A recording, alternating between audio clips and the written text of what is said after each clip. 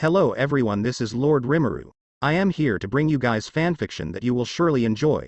But before we get on to the video, please be sure to leave a like and subscribe for more amazing content. Ch.10 You, shit. Why aren't you here? It had been 2 days since Hajime defeated the claw bear. After eating the bear and his statuses increasing, there was no monster on this floor that could challenge him. So it was quick to prove he had mapped out 80% of the floor, but he hadn't found any stairs that went up. The only way he could find was the way down, but Hajime didn't have much interest in finishing the dungeon, so he wanted to go up, but he couldn't find the way. A dead end, huh? Hajime sighed as he agreed to follow the way down. The stairs were well made and well lit. He reached the next floor while giving a fearless smile. After proceeding for a while, Hajime felt something unpleasant to his left and jumped back. He pointed the light stone in the direction of this presence, and there was a green lizard with yellow eyes and vertical pupils. The lizard's eyes glowed and Hajime felt a pain in his shoulder. He looked at his left shoulder and saw that his shoulder was petrified. He took some holy water from his wolfskin backpack and poured it over his shoulder. The petrification that was spreading receded until it was gone. The lizard was about to make another attack, but Hajime stepped forward and threw a light grenade.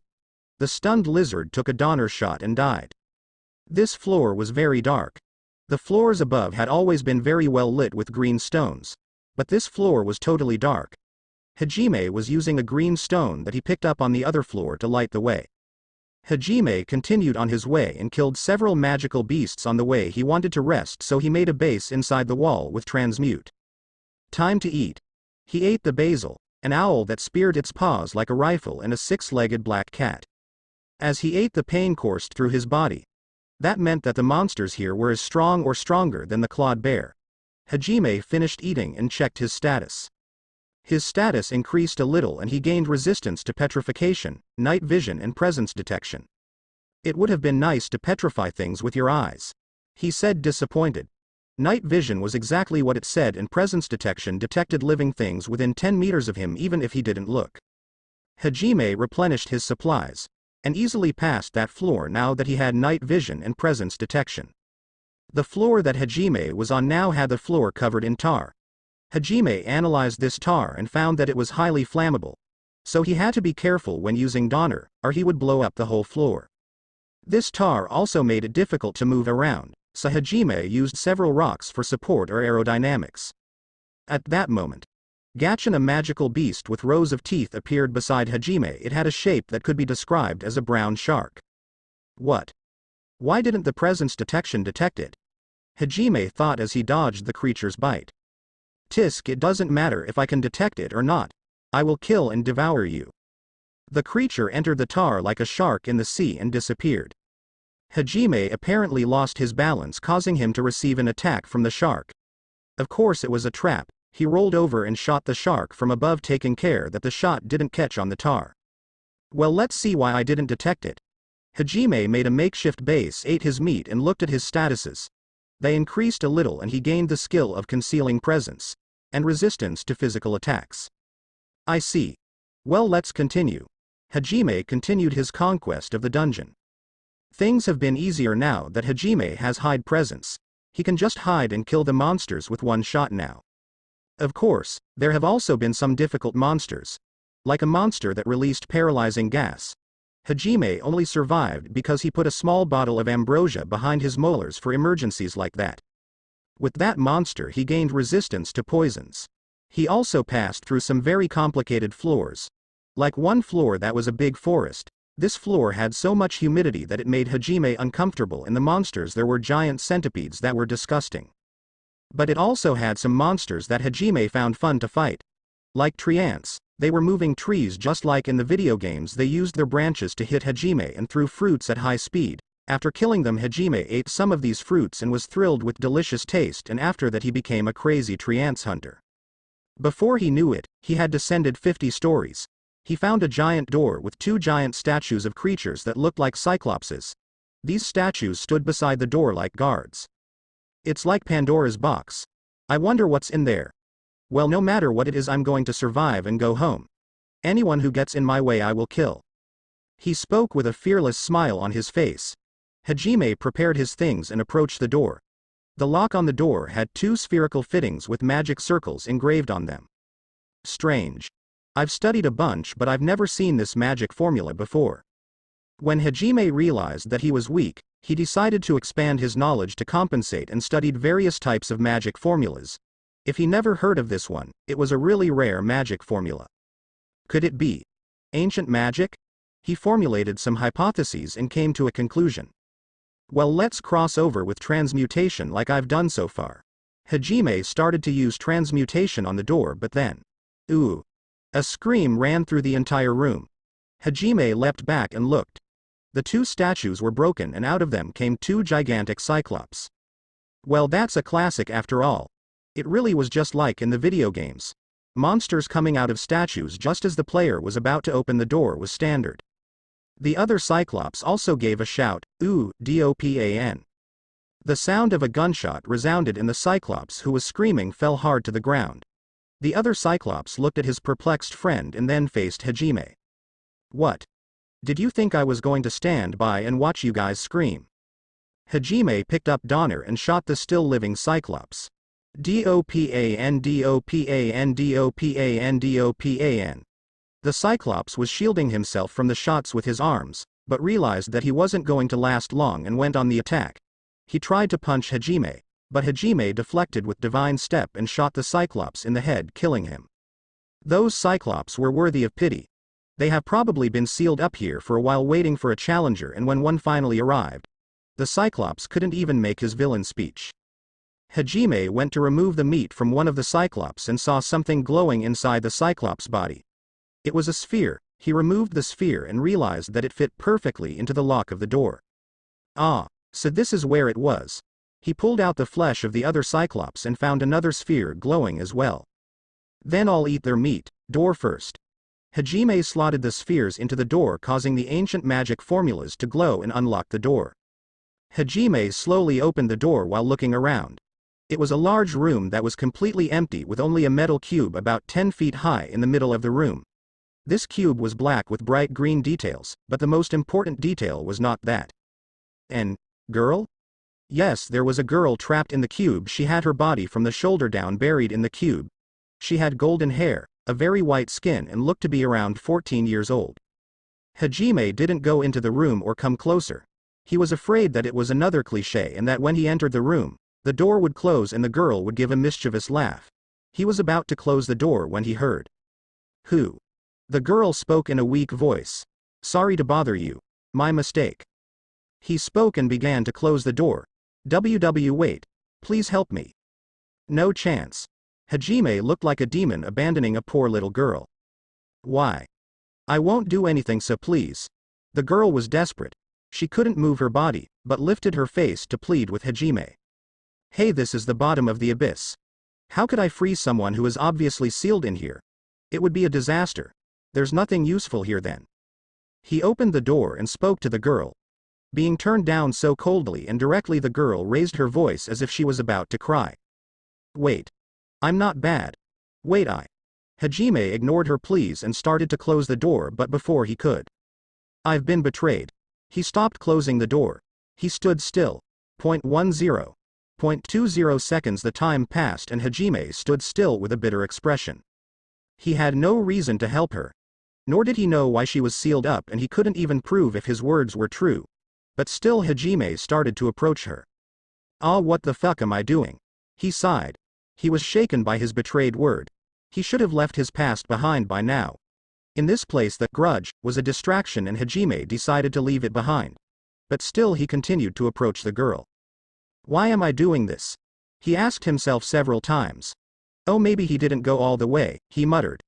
Hajime was talking about his empathetic side. He sympathized with this girl who had suffered the same as him. This was proof that he hadn't turned completely into a monster. Hajime arrived in front of the girl who was staring at him unblinking. You said you were betrayed. Is that the reason you are sealed up here? And why didn't they kill you instead of sealing you? I'm from a special line of vampires. I was a princess and 300 years ago I was betrayed by my uncle who wanted to take the throne from me. I can regenerate even if I lose a limb or get my head blown off. I can also manipulate magic without using chanting or magic circles. So it's hard to kill me, that's why they sealed me up. What an OP character, Hajime thought when he heard the girl's skills. 300 years Hein. Do all vampires live that long? No, I'm special. Then that's it. Hajime sighed after hearing the girl's dramatic story. Help me. They looked at each other for a while. Hajime scratched his head and put his hand on the cube. Ah. As soon as she realized what that meant, she opened her eyes wide. A crimson magic discharge was released by Hajime, and the stone was still standing. The resistance is great. But now I can do it. Hajime put almost all his magic power into the transmutation. The crimson light was getting stronger and the girl was still staring at Hajime. It was as if she didn't want to miss any second of this scene. Finally the stone gave way and the girl was released.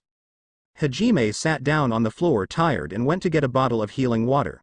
When he raised his hand the girl held it out and spoke. Thank you. With these words of gratitude from the girl he realized that there was still something, even if small there was still a light in her heart. Hajime gave a smile and shook the girl's hand back. Name, what is it? Hajime, Nagumo Hajime. What's yours? The girl mumbled, Hajime, several times so as not to forget. Grant me one. Huh?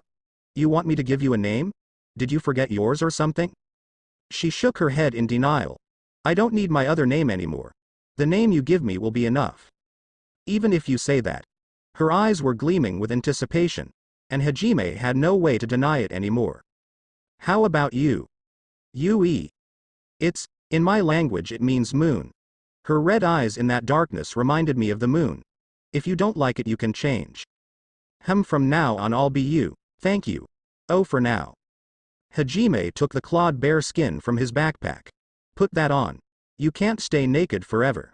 When Yu realized she was completely naked her cheeks turned red and she covered herself with the cloth as if it were a towel as she muttered with an annoyed look.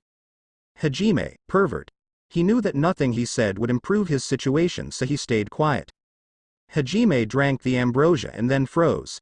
He felt the presence of a gigantic monster on the ceiling of the room. This presence was not there 2 seconds ago. The monster was shaped like a giant scorpion. It fell from the ceiling almost at the same moment Hajime felt its presence. It attacked Yu with some giant darts that came out of its scales. Hajime jumped up and caught Yu in his arms, standing in the path of the darts. He managed to dodge a few but 5 scaly darts got stuck in his back. Phew. He spat blood as he used transmutation to protect them from further attacks. Hei was in his arms and looked at him with a desperate look. Hajime. He drank some more ambrosia as he removed the scaly darts from his back. I'm fine. He spoke as he put Yu on his shoulder and pulled Donner. You can come. Try to kill me if you can. Hajime took a vial and put it in Yu's mouth. Umu. She felt confused at being forced to drink an unknown substance. But her eyes widened in surprise when she felt her vitality recovered. Hang on Yu. She held on to Hajime with all her strength. Hajime jumped up and tried to shoot the scorpion's head but the scorpion's scales resisted easily. Tisk how troublesome. The scorpion threw a purple liquid from its tail that flew towards Hajime. He dodged and the place where the liquid fell was melted. It was some kind of acid. Yu was staring at Hajime and the unknown weapon in his hand. Hajime tried to shoot the scorpion from various angles, but no shot pierced the hull. The scorpion launched regular attacks at Hajime but he deflected easily. They were at a stalemate. Grua. The scorpion let out a horrendous scream and the ground began to shake. The ground below Hajime began to give way but. Sorry, that's my specialty. He used transmute on the ground and counterattacked the scorpion with shots. Dopan Yu realized that Hajime could also manipulate mana directly like her and muttered, similar. She was wondering what he was doing in this place, while totally ignoring the giant monster trying to kill them. The scorpion's attacks became more constant. Hajime couldn't get close to it. If Hajime got close he would be able to pierce the scorpion's hoof but every time he tried the scorpion would throw darts of scales or that corrosive liquid at him. Hajime made a risky move to get closer to the scorpion. He made a barrier of earth to defend the scorpion's giant darts and the moment the scorpion lost sight of him because of the barrier he picked up the body of a monster he was leaving to eat later and threw it aside. The scorpion that had bad eyesight thought that was Hajime and attacked him. When he saw that his plan worked Hajime attacked and managed to get close to the scorpion. He got close to its head and shot it, but the scorpion put its paws in front to defend. It lost one of its paws to the shot. Hooey! The scorpion gave a cry of anger and pain as it turned around. The scorpion's tail split in three and began to attack Hajime. Hajime clicked his tongue as he tried to dodge the scorpion's attacks, but one of the tails hit him sideways, pushing him away. Koo! Hajime threw a light grenade to keep the scorpion away. Damn, I can't think of a good plan to kill that thing. At that moment Yu finally realized that they were in a mortal battle and spoke with a confused expression. Why? Oh. Why don't you run away? What are you saying now? I didn't fall so far as to abandon you just because a slightly stronger enemy appeared. The instant Hajime determined that saving Yu was his goal, he also determined that he would do anything to fulfill it. He won't abandon her no matter how powerful her enemy is. Hearing that Hajime would not abandon her, Yu decided to give it his all as well. Hajime, trust me. Mochu, she spoke this and placed her fangs on Hajime's neck. He was about to push her away but understood that that was what the words, trust me, meant and didn't. Gloop gloop. She withdrew her fangs with an expression of ecstasy. Delicious. She spoke as she stepped off Hajime's lap. She turned to the scorpion that was staring at them with rage and raised her hand. Blue sky. After that, a giant blue fireball appeared on top of the scorpion's head, and it quickly went downwards. Kyow. The scorpion made a horrible noise and died. It did not die because of the fire, but because of the pressure of its head against the ground. Its shell remained intact, showing its great endurance. Hajime thanked Yu and she was very happy about it. Hajime analyzed the scorpion's hoof. Azantium. Hard metal, hardness 10. Scale of 1 to 10, resistant to cold and heat. Wow. That's really good. Hajime and Yu continued their conquest of the dungeon. Ch.11. Hydra. Hajime and Yu stood on a makeshift base while Hajime adjusted his new weapon. Schlagen was a short-barrel sniper that had a powerful shot. Hajime. His new companion Yu called out to him. What's that? She spoke, pointing at the gun. It's a long-range sniper. What is a sniper, and why are you able to make these strange weapons? How do you manipulate mana directly? Why are you here? She asked several things in a curious tone. Calm down, I'll explain everything. He explained everything from when he was summoned to this world to the part where he fell into the abyss. What is a sniper, and why are you able to make these strange weapons? How do you manipulate mana directly? Why are you here? She asked several things in a curious tone. You? She was crying. I'm sorry. It's just so sad. Well, you don't have to worry. I don't hold a grudge against God or my classmates. I just want to go home. Home? Yes, home. I've changed a lot of things, but I still want to go back to my world. I don't have home. So I ate monster meat, survived because of this water you said is called ambrosia, and I got here. She had a sad expression on her face. So you want to come with me? Her expression changed to a surprised and hopeful expression. Can I really? Sure. My world is not so cool, it has several boring rules, but if you want you can come with me. She approached Hajime and leaned her head on his arm. So Hajime is my new home. Can I really? Hajime stroked her head, making her smile. It had been 2 days since Hajime had found Yu. They quickly passed another 25 floors. It was already the 75th floor from the cave. They easily passed the floors up to here, and Hajime did basically nothing. Yu easily killed the monsters, and when he asked to help her she would say, I want to be useful to Hajime. Then he would leave it at that. Currently they were running away from several dinosaurs. Yu, do you understand? Yes, it's a parasite. They noticed that the monsters were having blurry eyes and strange movements. It was as if they were being controlled and resisting. They all had flowers on their heads that were not there before. The source is over there, right? Probably. Yu pointed to a cave full of flowers that was surrounded by monsters. Hajime put Yu on his shoulders and ran toward the cave. Yu decimated the monsters with electric magic. When they entered the cave, Hajime put Yu on the ground and looked around. So. Puff, all the flowers began to expel their pollen, which dissipated into the air. These flowers are strange. Yu, can you burn them for me? Yu was standing still in silence. Yu? Hajime, run away. All the flowers began to expel their pollen, which dissipated into the air. She spoke this as a flower grew on top of her head. A blade of air flew towards Hajime. Hajime dodged it as he clicked his tongue in disgust. Hajime felt a presence entering the cave and turned to see who it was. There was a creature that looked like a plant shaped like a woman. It had 2 rows of super sharp teeth and sharp eyes. It approached Yu. So you're the source Hein. Hajime aimed the gun at the creature, but Yu jumped in front of it and said, sorry. The creature had a hideous smile on its face. Hajime stood receiving Yu's attacks without countering, but he realized that the creature couldn't make Yu use high-level spells like blue skies, so it wasn't much a problem for him. Yu was still standing in front of the creature that was a little taller than her. She couldn't see Hajime suffering anymore and said, Hajime, don't worry about me, shoot. Eh? Really? Well, that makes it easier. *DOPAN. He shot the creature in the head, causing it to drop dead. Yu looked alternately between Hajime and the perplexed creature. You shot. Well, you said to shoot. You didn't even hesitate. Well, I wanted to kill that thing and I have confidence in my aim. It ripped out my hairy crown. Well, it will regenerate, right? Hun. She started punching him in the chest as if to say, I know you're right, but I'm still angry. Well, it will regenerate, right? Filled circle, filled circle, filled circle. They arrived.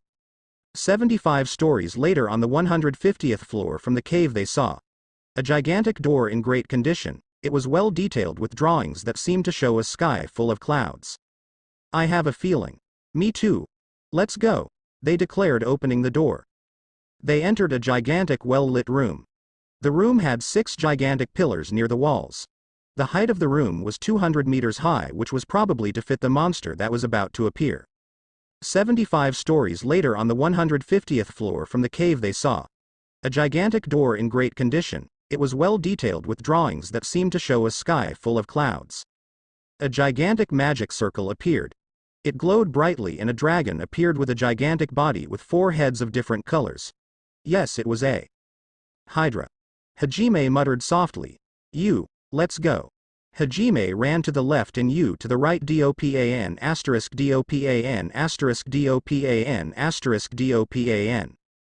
Storm. Hajime shot at the yellow head, but the blue head went ahead to defend. Yu attacked the green head with yellow lightning. That received the damage and seemed to get angry. Roar. A roar echoed through the room. The green head attacked, trying to bite Yu, who dodged backwards. The yellow head unleashed a jet of fire at Hajime. He dodged and was attacked by the blue head. The black head moved closer and looked deeply into Yu's eyes. Yu saw Hajime run away and abandon her, leaving her alone. The yellow head unleashed a jet of fire at Hajime. That was the power of the black head. Hajime saw the black head looking deep into Yu's eyes as Yu shed tears. He realized that it must be some kind of mind control. The yellow head launched a blast of fire at Yu, but Hajime ran towards it and stood between Yu and the blast. He transmuted the ground to use as a shield. The piece of ground that Hajime was using as a shield began to crack with the pressure. Even with Hajime remaking it every time this happened, it wouldn't last forever. Hajime, who realized this, pulled a light grenade from his backpack. As he threw the light grenade, the stone shield received a crack. Hajime saw the black head looking deep into Yu's eyes as Yu shed tears. This crack didn't even take 2 seconds to repair, but it was enough for some fire to pass through and hit Hajime's right eye. Ow. He gave a groan of pain and threw the light grenade, stunning the Hydra. While enduring the pain in his eye, Hajime took Yu in his arms and laid her down behind one of the large pillars. While enduring the pain in his eye, Hajime took Yu in his arms and laid her down behind one of the large pillars. Yu. Hey Yu. He patted her as he called out to wake her up. She slowly opened her eyes. Hajime. Yu. Hajime. She hugged him as she shed tears of happiness. He hypnotized you, right? I saw you abandon me. You don't have to worry about that. Can you fight? Hajime. She made a pained expression as she remembered the scene she saw during hypnosis. Hajime realized that she was worried about her abandonment, so he decided to give her proof that he would not abandon her. Hajime kissed her passionately and after pulling away spoke. You don't worry, I will never abandon you. Now how about we kill that thing? She put her finger to her lips and stood up excitedly. Yes. What shall we do? The blue head defends, the yellow head attacks from a distance, the green head attacks up close with speed, and the black head causes illusions. it will be difficult to attack them. He thought for a while and then spoke. You. Protect me while I get ready, I'm going to use Schlagen. Yes. Hajime picked up his sniper that was in the middle of the room and began to prepare it. The Hydra approached as their heads attacked. The yellow head launched a jet of flame that was countered by a jet of water. The green head was about to attack, but Yu drove it away with fireballs. The blue head had to protect the black one that was being attacked by storm. Yu. Understanding what this warning meant, Yu jumped behind Hajime. Batch and Schlagen shot up with great power. Hya. Hydra gave a horrified scream and fell. When Hajime looked at his target, he saw the finished Hydra. Its entire body was seriously injured and its heads were no longer moving. Before Hajime could sing victory. What the? A light began to pour out of Hydra's body. The light levitated the body slightly, making it stand upright. When the light disappeared, Roar, Hydra let out a roar. Its once colorful body was now all white. Their heads now seemed in sync, as if they joined their minds. Hydra charged and shot a blast of golden fire from all the heads. That's bad. Hajime thought. He would have to use his last trump card, his overcome limit skill that triples his statuses for 2 minutes. If he wanted to defeat this Hydra, and he would have to give it his all. But before he could come to a conclusion, the Hydra fired a golden fire at them, but instead of hitting them, it got blocked by a wall of wind. After the wall of wind disappeared, the Hydra fired another golden fire. Hajime was about to use overcome limit to dodge the golden fire with Yu when. Hey Hajime-kun. Good to see you looking well. Nice look, by the way. You look like a real anime character now. A boy with blue hair and black regatta appeared in front of him, easily blocking the golden blast. Rimuru had spent the last few weeks mapping the labyrinth looking for Hajime and went to find him right on the top floor. Hajime had white hair, red eyes, a more robust body, and had lost an arm and an eye. He also had extremely Earth-like weapons, and most impressively, he had gotten a girlfriend. Rimuru arrived just as Hajime and Yu were kissing, but he wanted to see if they could beat Hydra alone and left it to show up only now. He asked Seal how the hell could there be a girl down here, and Seal replied. She is a unique vampire as well as Rumina's who has infinite longevity, and with my analysis of the half-melted cube we found a few floors up shows that it was used to seal powerful life forms. So there's a good chance the girl is sealed inside the cube and the master's brother freed her. Unique individuals who are born with special powers among their species. I see. Hey, Hajime-kun, who is she? Ah, that's you. But more importantly, that thing is coming this way. Indeed, the Hydra was rushing to attack them like crazy. Ah, you thing? Oh, you mean Hydra? Well, wait a minute. Rimuru turned around while pulling out his sword. He injected mana into the sword and it began to glow in a rainbow. Then he stepped forward and cut the Hydra in half. Yes, he just cut it off. Like it was a piece of fish that you were using to make sushi. As if the Hydra was just an insect to be stepped on. And of course that caused. Are you kidding me? Hajime and Yu thought. This monster that they had to give their all to defeat. This monster that gouged out Hajime's eye. The last boss of the Orcus dungeon was simply cut down. This scene was so shocking that Yu even muttered, have I been hypnotized again? He never changes, why does he always do things so casually? Hajime muttered. Hajime. Who is she, and why didn't you ever tell me about her? Is she your girlfriend? From the looks of it, Yu was jealous of the super strong, pretty girl, who came to Hajime's rescue and even called him by his first name. Hajime felt a chill run down his spine at the look on Yu's face and hastily replied. No, that's not a girl, that's my brother Rimuru. Oh, I see. You said he was strong, but I didn't think he was that strong. I didn't think he was that much either. Hajime and Yu spoke. At that moment Rimuru approached them. Yosh. That was a great final boss.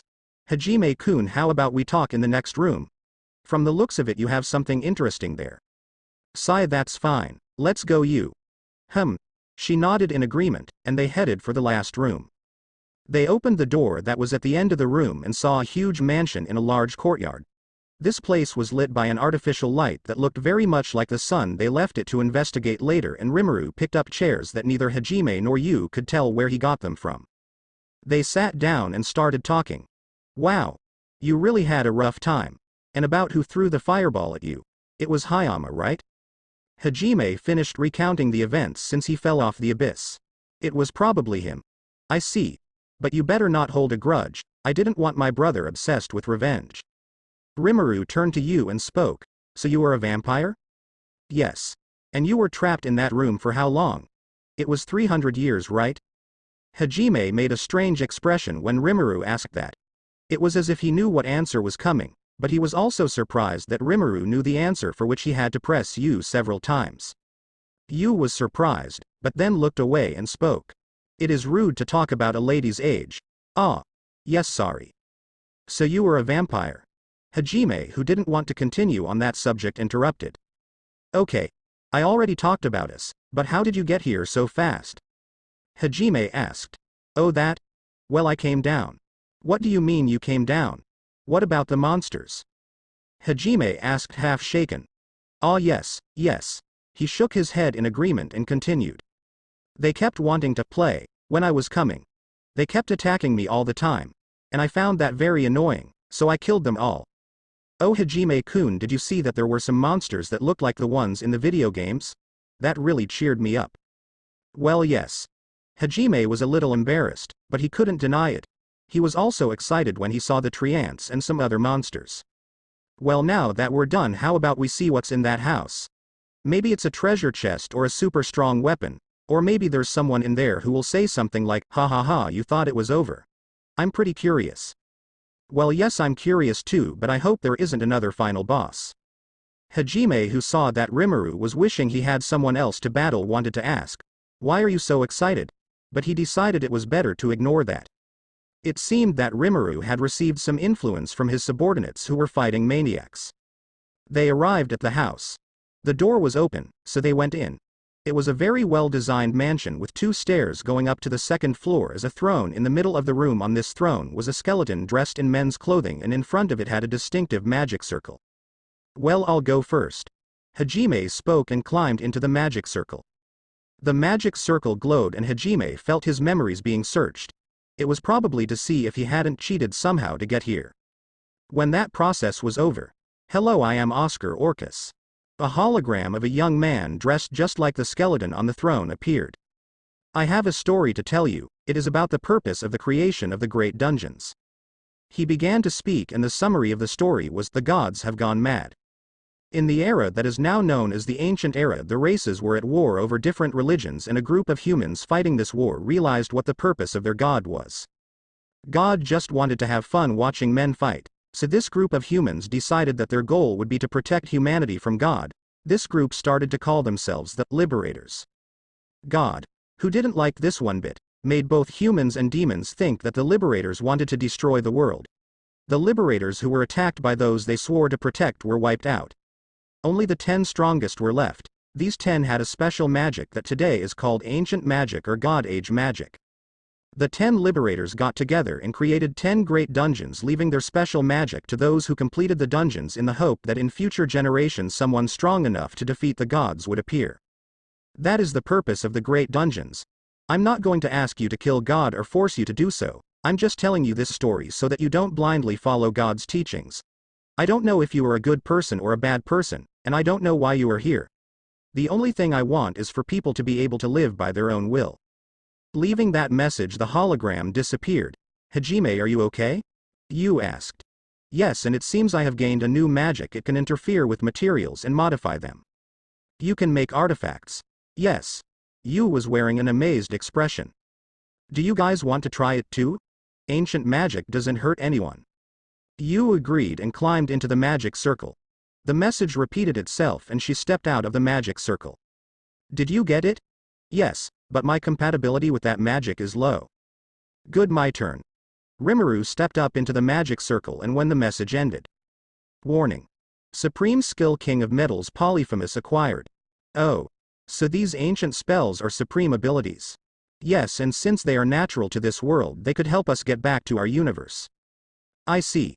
Hey Hajime-kun, I think this skill will be much more useful for you who are a synergist, right? Yeah, I think so too, and even have some ideas. Well, let's take a look at the rest of the house. The 3 also received a ring with an X in the middle that could be used to open the doors of the house.